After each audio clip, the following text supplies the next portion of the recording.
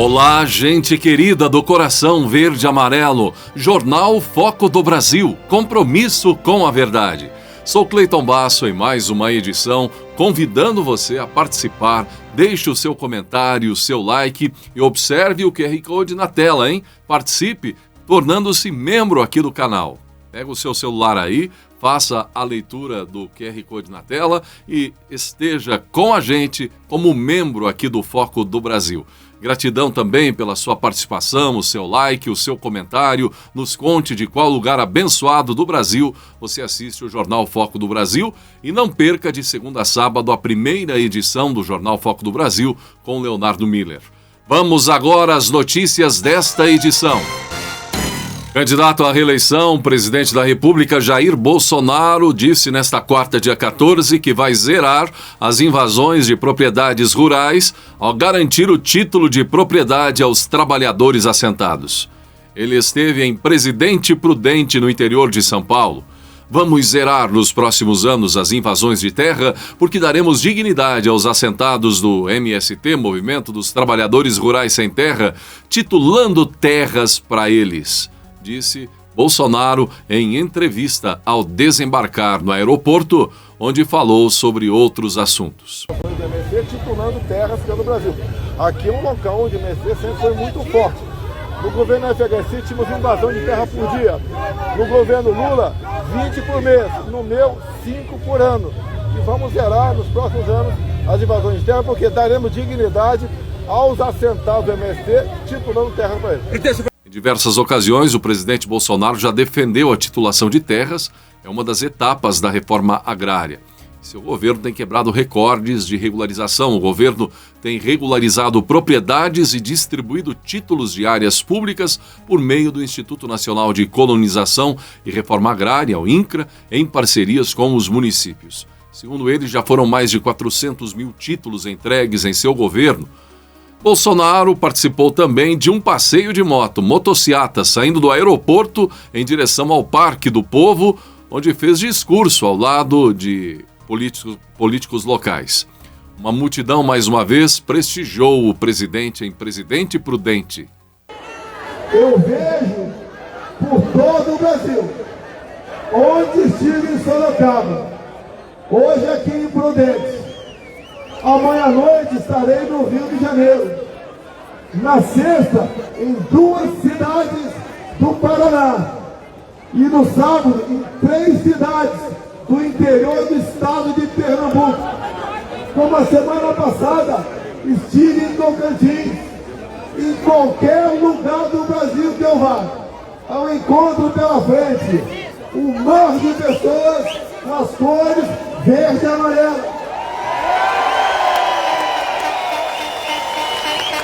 Nós, juntos, começamos a resgatar o patriotismo no Brasil. Começamos a cada vez mais nos orgulharmos de vestirmos verde e amarelo. Começamos cada vez mais falando: o Brasil é laico, mas o presidente da República é cristão. O presidente que respeita os seus policiais e os seus militares. Um presidente que defende a família. Que defende a liberdade do seu povo. Um presidente que cada vez mais fala na legítima defesa. Que não quer desarmar o seu povo, muito pelo contrário. Espere acabar as eleições. Todos jogarão dentro das 4 linhas da Constituição.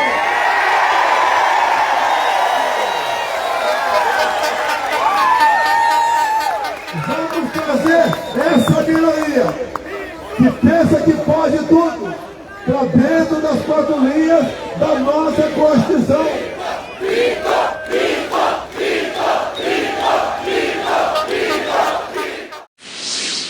E na tarde desta quarta-feira, o presidente Jair Bolsonaro também foi recepcionado calorosamente, desta vez no Nordeste. Ele esteve em compromissos em Natal, Rio Grande do Norte, com direito à motociata.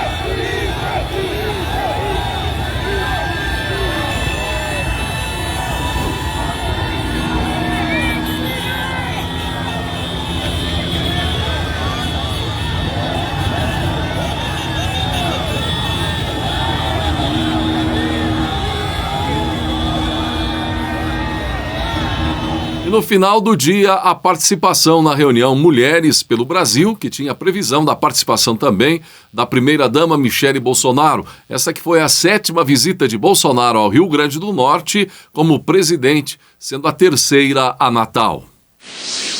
A participação de Bolsonaro no programa do Ratinho rendeu ótimos índices de audiência no SBT. Ele respondeu às perguntas de Ratinho, falou sobre assuntos diversos relacionados ao seu plano de governo, à sua gestão, não é? Você, o que achou da participação do presidente no Ratinho, hein? E sobre isso, o programa de governo de Bolsonaro, gente, que é intitulado Pelo Bem do Brasil, e propõe criar condições para o país se tornar uma potência econômica que beneficie sua população. O documento está em repercussão nas redes sociais, na internet, destaca também a promoção da liberdade em diversos âmbitos. Entre as propostas para a geração de emprego e renda estão o incentivo à liberdade de negociação, a redução de burocracias e da carga tributária, a formalização de trabalhadores e a desregulação de normas para incentivar o empreendedorismo. O documento propõe ainda prosseguir com a modernização e a digitalização do Estado, além de defender a ampliação dos usos da tecnologia 5G em áreas como educação, telesaúde, indústrias e agropecuária. No documento, Bolsonaro se compromete com a manutenção do valor de R$ 600 para o Auxílio Brasil a partir de janeiro de 2023 e, de acordo com o programa, também na área social, deve fomentar a inclusão produtiva das famílias e dar atenção especial ao desenvolvimento de crianças e adolescentes. Para o crescimento da economia, as propostas incluem ampliar mecanismos de financiamento, aproveitar as potencialidades regionais e locais e desenvolver o turismo. Outros destaques são a entrada do Brasil na Organização para a Cooperação e Desenvolvimento Econômico, OCDE, viabilizar a privatização de empresas públicas e manter o equilíbrio fiscal. A ideia ainda é trabalhar para a agregação de valor da agropecuária e da mineração e aumentar a produção nacional de fertilizantes. Na saúde, o plano é fortalecer a atenção primária com um trabalho interdisciplinar de promoção à saúde, além de melhorar a gestão do SUS, com articulação entre os setores público e privado.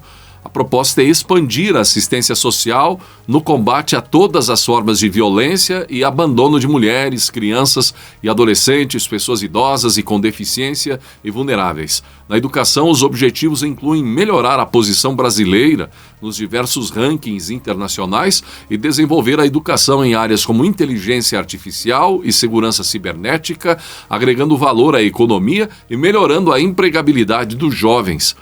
O eventual novo mandato de Bolsonaro prevê ainda investimentos para recuperar o ensino de estudantes afetados pela pandemia e o compromisso com a aprovação do Plano Nacional do Desporto e com a implantação do Sistema Nacional de Cultura.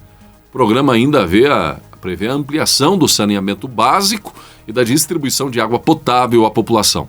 E outra proposta de Bolsonaro é investir em alternativas de energia sustentável, renovável e limpa para promover a proteção do meio ambiente e trabalhar em medidas estruturais quando o assunto envolver combustíveis fósseis para reduzir o preço do gás de cozinha. E outros objetivos destacados, alguns itens na entrevista, inclusive com o Ratinho. O programa prevê ampliar o combate a queimadas e ao desmatamento ilegal, promover o turismo em terras indígenas e incentivar atividades produtivas e sustentáveis. Na área de infraestrutura e logística, os pontos citados são promover o uso de diversos modais e trabalhar nas concessões e parcerias público-privadas, enquanto na segurança pública o plano é investir nos órgãos de segurança e nas Forças Armadas, melhorando planos de carreira e remuneração, além da retaguarda jurídica e da capacitação. Esse documento, inclusive, foi divulgado nessa perspectiva através de uma notícia da Agência Brasil, que também traz outros presidenciáveis, a notícia em referência ao programa previsto para um eventual governo Lula, um eventual governo Ciro, Tebet, Soraya, enfim, e que nós vamos relatar em outras edições aqui do Jornal Foco do Brasil. A ex-ministra da Mulher, da Família e dos Direitos Humanos, candidata ao Senado no Distrito Federal, Damares Alves, gravou um vídeo e coloca sua revolta por ter sido atacada e xingada de palavras terríveis. Chamaram de prostituta velha. E Damares inicia o vídeo dizendo que recebeu inúmeros ataques à honra e reputação. Segundo a ex-ministra, as ofensas foram proferidas após a divulgação de resultados que apontam Damares empatada com Flávia Arruda, ou seja, um fortalecimento, um crescimento dela como candidata ao Senado no Distrito Federal, segundo o que ela diz, causando revolta, indignação e ação até dos opositores. Gente, hoje é dia 13 de setembro, hoje é terça-feira. Ontem saiu a matéria de que eu empatei tecnicamente com uma concorrente ao Senado. E hoje eu amanheci com inúmeros ataques à minha honra, à minha reputação. Deixa eu mandar um recado para aqueles que estão me atacando. Eu não tenho medo de vocês. E vou mandar um outro recado. Sou sim a candidata contra a corrupção. Eu vou fazer a maior jornada contra a corrupção no Distrito Federal. Eu vou ajudar o meu presidente a banir da nação os corruptos. Não tenho medo. Não venham com ataques pessoais. Eu tenho uma vida limpa. Eu tenho uma vida que todo mundo conhece. Não adianta ficar falando que sou prostituta. Chegaram a dizer que eu sou uma prostituta velha. Eu não vou admitir ataque à honra de nenhuma mulher no processo eleitoral. Foi por isso que eu lutei tanto para aprovar a lei da violência política contra a mulher. Pegaram a pessoa errada. Tô dando um recado. Pegaram a pessoa errada. Deus conhece a minha vida. O meu povo evangélico conhece a minha vida. Não venham com ataques. Não venham. E serei sim a senadora contra a corrupção. Recado tá dado. Não vou deixar isso quieto. Algumas notícias da Justiça Eleitoral repercutiram nesta caminhada eleitoral rumo às eleições 2022, no dia 2 de outubro. O Tribunal Superior Eleitoral aprovou um projeto para a realização de testes de integridade das urnas eletrônicas com a biometria de eleitores durante as eleições de outubro. A medida foi uma sugestão apresentada pelas Forças Armadas para aumentar a segurança do sistema de votação. De acordo com a resolução aprovada durante a sessão do TSE, o teste será feito em urnas eletrônicas sorteadas e contará com a participação voluntária de eleitores que estiverem nas sessões eleitorais no dia da votação.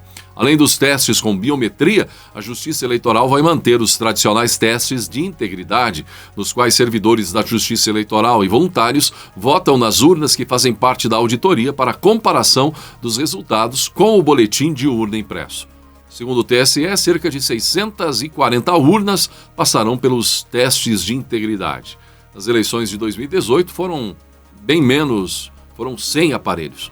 Os resultados terão ampla publicidade e serão realizados pelos tribunais regionais eleitorais. E o Tribunal Superior Eleitoral também negou um pedido da coligação Brasil da Esperança, liderada por Lula, sobre direito de resposta contra a campanha de Bolsonaro por ter utilizado falas antigas de Geraldo Alckmin, vice na coligação petista. O caso ainda passará pelo plenário do tribunal, mas em primeiro momento foi destacado. Foi negado. A fala destacada por Bolsonaro é de 2017, quando Alckmin afirmou que Lula, depois de ter quebrado o Brasil, quer voltar à cena do crime. Depois de ter quebrado o Brasil, Lula diz que quer voltar ao poder, ele quer voltar à cena do crime. Está também em suas mãos evitar que a corrupção e a roubalheira voltem a comandar o país, evitar a volta do petrolão, evitar o fim da Lava Jato. É você que pode evitar que um preso condenado por corrupção seja solto, comentou Alckmin à época, e foram essas as palavras que repercutiram agora e que o PT, o Alckmin, entrou na justiça para tentar barrar, não é? Que fossem utilizadas por Bolsonaro. O Tribunal Superior Eleitoral também multou a campanha do candidato à presidência petista Lula em R$10 mil por propaganda eleitoral antecipada. Por unanimidade, o tribunal manteve decisão proferida no mês anterior que reconheceu que o candidato petista pediu votos antes do período permitido pela lei e determinou a retirada do trecho de um discurso do candidato na internet. A ministra que proferiu a decisão aceitou o pedido de retirada feito pelo PDT, que alegou a configuração de propaganda eleitoral antecipada durante o evento, realizado no dia 3 de agosto em Teresina, que também teve a participação de candidatos do PT ao governo do Piauí e ao Senado. A campanha eleitoral foi iniciada, somente em 16 de agosto. O índice de confiança do empresário industrial subiu 3 pontos e alcançou o nível mais elevado desde agosto de 2021 e é o segundo mês consecutivo de melhora da confiança do setor, de acordo com a Confederação Nacional da Indústria. Em setembro, o índice ficou em 62,8 pontos. Ao permanecer acima da linha divisória de 50 pontos, o indicador demonstra que a indústria segue confiante, explicou a CNI. Segundo a entidade, a melhora aconteceu principalmente no componente relativo à economia brasileira, que cresceu 5,9 pontos. Mas houve alta em todos os componentes do índice. Condições atuais e expectativas relativas tanto à economia brasileira quanto às próprias empresas. O índice de condições atuais avançou 4,2 pontos e ficou em 58,4 pontos em setembro. Ao se afastar mais para cima da linha divisória de 50 pontos, o indicador demonstra que o empresário percebe melhora mais forte e disseminada das condições atuais na comparação com os últimos 6 meses, diz a CNI. O índice de expectativas, gente, também subiu no mês passado, demonstra esse otimismo ainda mais forte e disseminado da indústria para os próximos 6 meses. O presidente Jair Bolsonaro mandou os ministros da Economia Paulo Guedes e da Saúde Marcelo Queiroga reverterem os cortes feitos no orçamento do programa Farmácia Popular para o próximo ano. Os 2 ministros haviam reduzido a verba para a distribuição sem custos de medicamentos e produtos do Farmácia Popular no orçamento da União de 2023. Então, o presidente pediu e eles devem reverter essa ação para que não haja nenhum corte em relação ao programa Farmácia Popular no orçamento do próximo ano. Outra notícia envolvendo o setor da saúde é que pacientes com câncer de mama podem contar agora com o medicamento especial Trastuzumab Bentazina.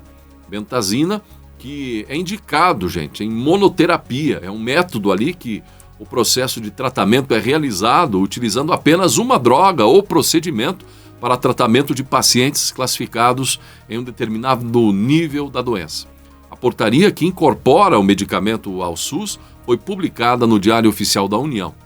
A tecnologia recebeu recomendação favorável de incorporação ao SUS após passar por avaliação da Comissão Nacional de Incorporação de Tecnologias no Sistema Único de Saúde, responsável por assessorar a pasta nas atribuições relativas à incorporação, exclusão ou alteração de tecnologias em saúde pelo SUS, informou o Ministério.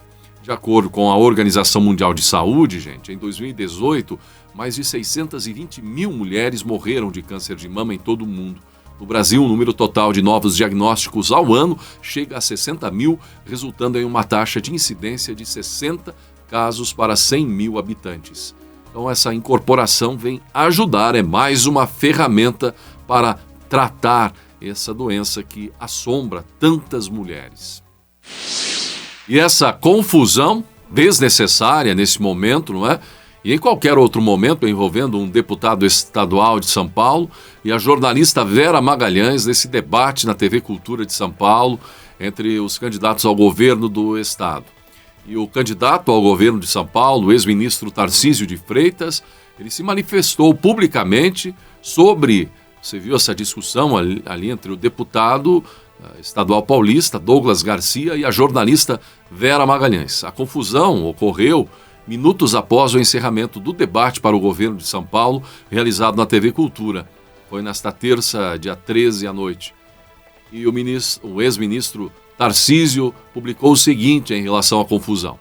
Lamento profundamente e repudio veementemente a agressão sofrida pela jornalista Vera Magalhães enquanto exercia sua função de jornalista durante o debate. Essa é uma atitude incompatível com a democracia e não condiz com o que defendemos em relação ao trabalho da imprensa, escreveu o candidato nas redes sociais. De acordo com Vera, Tarcísio lhe telefonou para mostrar solidariedade. O parlamentar foi questionar a jornalista ao fim do debate entre candidatos ao governo e entrou em discussão contra a Vera Magalhães, possivelmente pelo viés aparente da jornalista, e também acabou ele citando informações de contrato, valores, irritando a jornalista também. O clima esquentou. Já o ministro da Casa Civil, Ciro Nogueira, disse ser 1000 vezes mais grave outro fato acontecido no momento.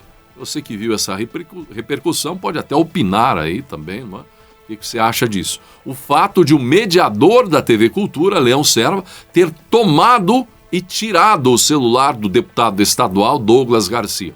Serva, que havia mediado o debate, tomou o celular do deputado, que o deputado usava, para fazer os questionamentos e jogou o celular para longe. Ciro disse: é lamentável um mediador do debate fazer aquilo, disse Nogueira em entrevista à Folha de São Paulo. Questionado pelo jornal sobre a atitude do deputado, ele não quis fazer comentários. Vamos focar no que importa. O mais grave foi o ato do mediador. É 1000 vezes mais grave, declarou Nogueira. O ministro da Economia, Paulo Guedes, voltou a criticar estimativas de analistas financeiros. Guedes ressaltou que os analistas erraram previsões sobre o crescimento da economia do país neste ano. No segundo trimestre, o PIB cresceu 1,2%, acima das expectativas do mercado. Analistas relacionam o crescimento com medidas adotadas pelo governo. As falas do ministro da Economia ocorreram em evento organizado pela Associação Comercial do Rio de Janeiro e a Federação das Indústrias do Estado do Rio de Janeiro, Firjan. Se não fizer nada daqui até o fim do ano, já cresceu 2,6% o PIB. Pode chegar a 3%, afirmou Guedes. Em sua declaração, Guedes diferenciou as previsões entre erros bem intencionados, gerados por aspectos técnicos, e narrativa política. Estamos promovendo uma mudança de estrutura na economia. Se você abre o jornal e a mídia, 80% são notícias ruins e 20% são boas. Mas se você olhar os fatos, 80% são bons e 20% são ruins. Existe essa dissonância cognitiva. De acordo com Guedes, o governo Bolsonaro promoveu uma mudança em relação às gestões anteriores. Guedes destacou os acordos de comércio exterior realizados pelo país no período. Foram 30 anos de imposto subindo. Nós estamos cortando impostos. Foram 30 anos de economia fechada. Estamos abrindo. É um governo diferente do anterior. No primeiro ano fizemos reforma da Previdência. No segundo ano erraram a previsão do PIB. Depois falaram que o Brasil iria ficar em depressão. Eu disse que iria voltar em V e disseram que seria V de virtual. Onde estão esses economistas agora? Disse o ministro da Economia. Guedes defendeu ainda, durante o pronunciamento, a política fiscal do governo federal e as ocasiões em que a regra do teto de gastos, considerada a principal âncora fiscal brasileira, não foi alcançada, foi desrespeitada. O fiscal está forte, nunca esteve tão forte e veio para ficar, disse o ministro da Economia. Aliás, gente, o que a grande mídia não mostra aqui, lá fora é visto por quem observa a realidade em neutralidade, de forma profissional, uma perspectiva correta. Um relatório do Banco UBS da Suíça elogiou a política monetária do Brasil e projeta uma redução ainda maior da inflação do país nos próximos meses. Boa notícia, não é? O artigo em questão foi intitulado De Patinho Feio a Cisne, que faz referência a uma fábula. Além dos cortes de impostos sobre gasolina e energia elétrica, a acomodação dos preços das commodities e a flexibilização dos gargalos de oferta devem levar a uma desaceleração mais generalizada da inflação de bens no geral no Brasil, aponta a instituição internacional. Apesar da previsão de queda na vanguarda mundial, a instituição financeira reforça que o núcleo da inflação no Brasil não terá muita desaceleração, uma alta ainda prevista para os preços do setor de serviços. Uma parte razoável da aceleração da inflação de serviços será diretamente ligada a um efeito rebote do período inicial da pandemia, afirma o artigo. Em entrevista ao portal UOL, o ministro das Comunicações, Fábio Faria, explicou a relação do presidente Jair Bolsonaro com as pesquisas eleitorais. E veja aí, Nobre, no seu comentário, inclusive, pode comentar se você concorda com o que diz Fábio Faria e se você também tem uma opinião igual à de Bolsonaro. De acordo com Fábio Faria, Bolsonaro, que disputa a reeleição, gosta da pesquisa nas ruas. De acordo com o ministro, a equipe da campanha de Bolsonaro só aceita debater uma pesquisa específica. Primeiro que a gente não se baseia por Datafolha. A gente tem nossas pesquisas, que o presidente confia. E, aliás, ele não gosta de pesquisa. Então, o que, afinal, Bolsonaro gosta em relação a isso? Fábio Faria esclarece. Mas tem uma, pelo menos, que a gente consegue conversar. Nenhuma outra ele, Bolsonaro, recebe, explicou Fábio Faria. Então foi questionado sobre qual pesquisa, qual levantamento o presidente aceita, aprova. E Faria respondeu: a pesquisa dele é a popular, na rua. É o sentimento dele, comparando o que viu em 2018 e agora. Ele gosta da pesquisa nas ruas, revelou Fábio Faria em relação ao presidente Bolsonaro. Mais alguns momentos do presidente Jair Bolsonaro. Mais do que terras agricultáveis, riquezas minerais, biodiversidade, água potável, clima aprazível, um povo acolhedor e trabalhador, que em sua grande maioria acredita em Deus e quer preservar a sua família. A família é a base da nossa sociedade. Temos pela frente, daqui a poucos dias, uma encruzilhada. Tivemos momento semelhante em 2018. O outro lado tentou nos tirar da política. Sofremos um atentado. Resistimos com a graça de Deus. Nos elegemos. Formamos um grande ministério sem a imposição político-partidária. Só que desse estado temos dois grandes ministros. O Fábio Faria, que está nas comunicações. O homem do 5G. O homem da internet nas escolas. Um homem que luta por liberdade de expressão. Uma pessoa que cada dia que passa eu mais admiro. E agradeço também a Deus por tê-lo colocado do meu lado. Minha outra pessoa, conhecido agora como Baixinho, o Rogério Marinho, quando entrou no Ministério do Desenvolvimento Regional, ele me disse: vou concluir a transposição do Rio São Francisco. E assim ele fez. A novela que durava décadas, ele botou um ponto final nela. Muito bem, assim chegamos ao final de mais uma edição do Jornal Foco do Brasil. Gratidão pela sua atenção. Agradecimento especial hoje a Edneuza Eugênia e Manuel Venceslau, inscritos membros aqui do nosso canal.